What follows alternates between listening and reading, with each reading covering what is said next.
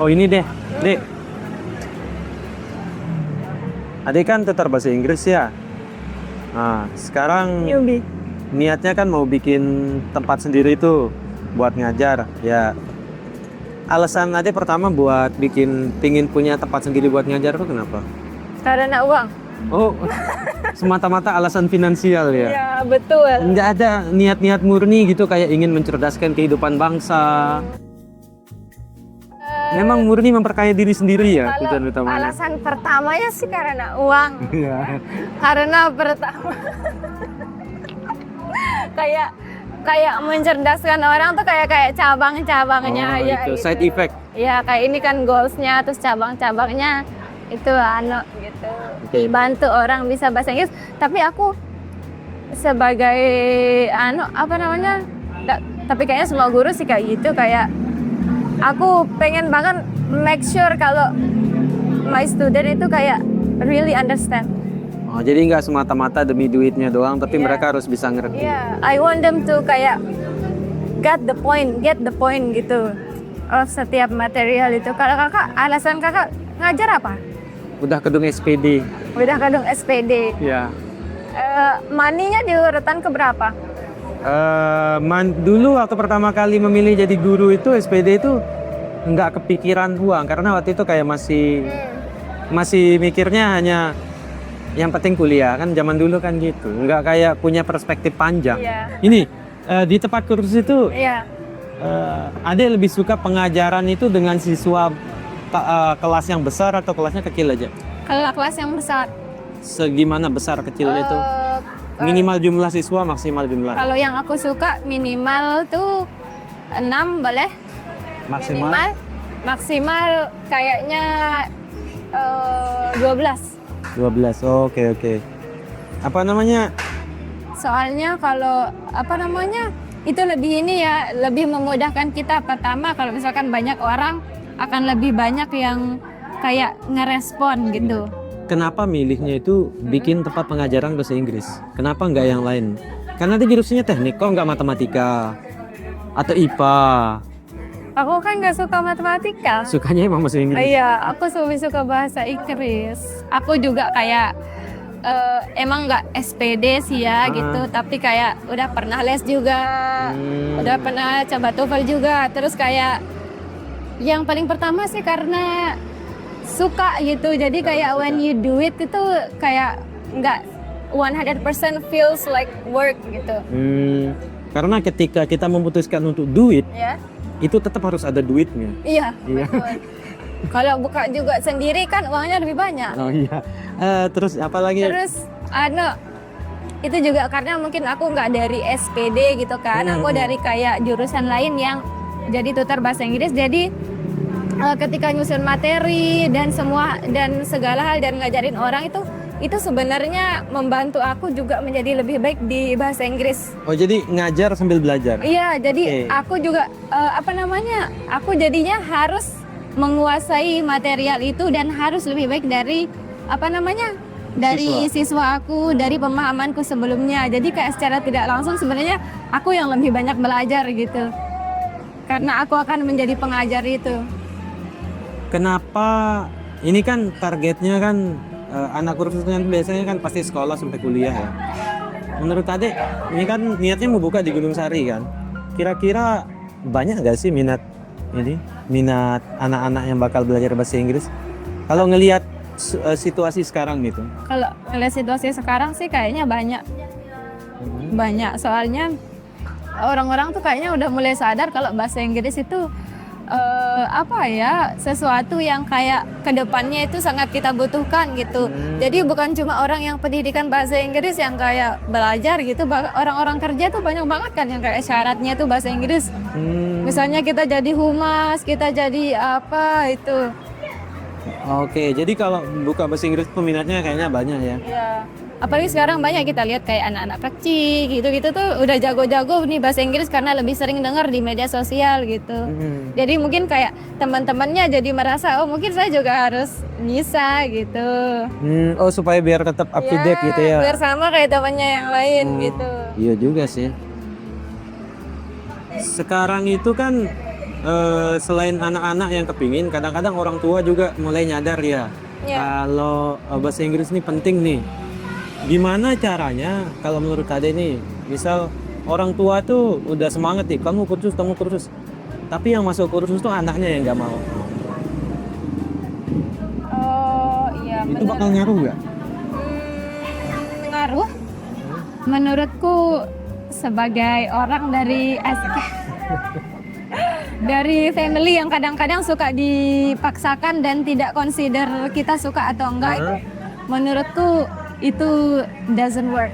Tapi kalau menurutku ya, memang kalau misalnya janganlah dari hal bahasa Inggris lah misalnya ya, kayak dari jurusan kuliah aja aku dipaksakan dan memang aku mau, tapi di dalam prosesnya itu banyak banget kayak orang tua yang nggak sadar kalau anak kita tuh nggak akan happy. Oke. Even dia akan kerja di sana, ada bagian dari dirinya yang nggak mau di sana. Oke. Sampai kapanpun dia nggak akan suka kalau dia dipaksa. Jadi kalau menurutku kalau daripada nyuruh kayak paksa anak untuk lesin anak bahasa Inggris gitu tuh, orang tuanya dulu menumbuhkan kecintaan kepada bahasa Inggris itu dari rumah. Baru ini ya. Ya, terus soalnya kayak aku dulu, aku enggak disuruh les sebelum zaman orang les juga kan dulu kan. Tapi Kak Mas sih sebenarnya yang kayak menumbuhkan kecintaan itu gitu. Jadi dengerin lagu bahasa Inggris, terus sekarang dibuatin note untuk belajar bahasa Inggris. Kalau ditanamkan lah kalau Inggris itu menyenangkan gitu. Jadi aku tunggu dengan kecintaan terhadap bahasa Inggris. Jadi ketika belajar itu tuh aku suka Kak, nggak terpaksa gitu. Aku yang pengen bisa bahasa itu gitu. Oke. Nah, kalau strategi Ade nih untuk menggait calon-calon siswa nih ketika membuat kursus bahasa Inggris. Ini kan mau ininya di kawasan ini lah, misalnya di Gunung Sari. Cara memasarkannya atau supaya orang-orang tuh mau masuk, enaknya lewat jalan gimana atau medianya apa? Kalau target marketing sih menurut aku pertama pasti lewat sosial media, sama lewat orang yang udah terkenal jadi tutor. Oke, misalnya nih ada yang mau daftar kursus bahasa Inggris di Ade gitu, dia bisa cek IG Ade di mana? Bisa lihat ininya. Di Bini Tutor. @Bini Tutor. Jadi bisa langsung nge-DM ke sana terus Iya. ini ya bisa bikin ini. Optimis nggak dengan rencana ngebuat ini? Optimis dong. Optimis. Harus optimis ya. Tapi aku juga harus belajar banyak. Oh, tapi kan kayak PR. tadi, ngajar sambil Ya, belajar. PR banget buat aku. Hmm, Soalnya kita nggak mau maninya tuh kayak sia-sia gitu. Jadi walaupun ngincer uang tapi tetap ini ya dengan ada integritas Iya, gitu. ada integritas. Murid harus pinter gak cuma ngambil uangnya. Oke. Soalnya kayak kami udah jadi guru kayak for a couple years gitu ya. Pasti kayak ada nggak sih rasa di seorang guru tuh kayak kalau misalkan murid kita gagal paham atau gagal get the point gitu, kita pasti merasa Sedih gitu. gagal gitu Iya, rasa menjadi gagal. seorang guru gitu. Target Ade yang mau diajar umur berapa aja? Aku sih Atau umum aja gitu ya? umum Anak kecil boleh, orang dewasa boleh. SD boleh, SMP boleh, SMA boleh karena menurutku aku masih capable lah. Tapi kalau udah dia kuliah itu aku agak kurang confident, tapi tergantung lagi dari levelnya dia. Jadi yang penting general aja. Iya. Ini orang lebih suka ngajar yang dari nol banget atau sudah punya kemampuan dikit atau yang gimana? Kalau Atau bebas aja sebenarnya ya? aku kalau secara personal lebih suka yang udah tahu dikit gitu, kayak misalnya udah tahu verb itu apa, udah tahu part of speech lah meskipun sedikit-sedikit nggak secara spesifik gitu. Jadi soalnya kalau dia agak kurang tahu gitu tentang itu, ketika kita mau masuk ke materi-materi tertentu tuh agak sulit nggak sih? Oh, Karena iya, kita benar, harus benar. mengenalkan itu dulu kalau menurut aku gitu. Harus ulang lagi gitu ya? Jadi akan lebih mudah kalau dia tuh punya good understanding lah di hal-hal Basic, yang basic. basic seperti itu. Tapi ini kapan mulai ngajarnya dalam bahasa? Apa udah mulai malah sekarang? Udah mulai ngajar lagi. Udah mulai ngajar lagi. Oke. Yang sulitnya jadi guru itu adalah menempatkan diri kita kayak siswa kita gitu. Maksudnya di posisi yang hal-hal kecil pun masih belum dimengerti gitu. Ngerti ya? Oh, kita kadang mikir harusnya ini kamu tahu gitu. Ternyata nggak perlu dia- lah dijelasin yang kayak kecil-kecil ini. Tapi ternyata itu perlu. Menurut adik, suasana kelas ketika mengajar itu dia sebaiknya fun atau apa namanya? Serious? Atau lebih fokus ke learn-nya atau lebih fokus ke fun-nya? Interesting questions. Kalau aku personal yang memang tujuannya adalah pengen belajar, pengen tahu gitu ya.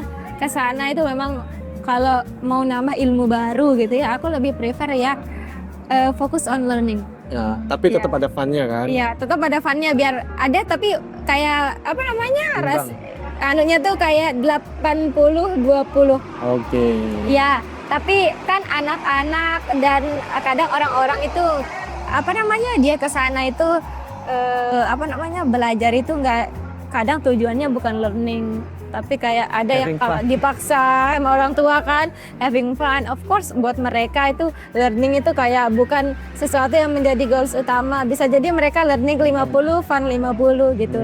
Jadi menurutku sebagai teacher apalagi di tempat les yang memang kayak butuh member sebanyak-banyaknya kan itu you need to kayak lihat ininya sih siswanya gimana. Oke. Tapi tetap sih goals utamanya adalah buat mereka pintar. Ya, jangan cuma sampai sana main aja gitu ya. Iya. Ya juga Tapi sih. siswa juga kalau nggak seru kelasnya nggak datang lagi. Iya juga ya. Jadi kayak dia ini atau aku susah juga sih untuk di Mungkin seiring waktu ya antara memang itu fun sama learn-nya itu. Karena kalau sudah fun, kadang learn-nya hilang. Tapi kalau lagi learn, pasti nggak fun. Iya betul-betul. Agak- Susah. Bilang 100% fun dan 100% learn itu nggak bisa. Nggak bisa. Dia harus ada ininya ya. Pasti ada yang lebih dominan. Entah itu 60-40, 65, 35. Iya. Iya Tapi sih. I like your class. Karena di kelas saya bahasa Inggris itu mudah dan menyenangkan bukan? Bukan.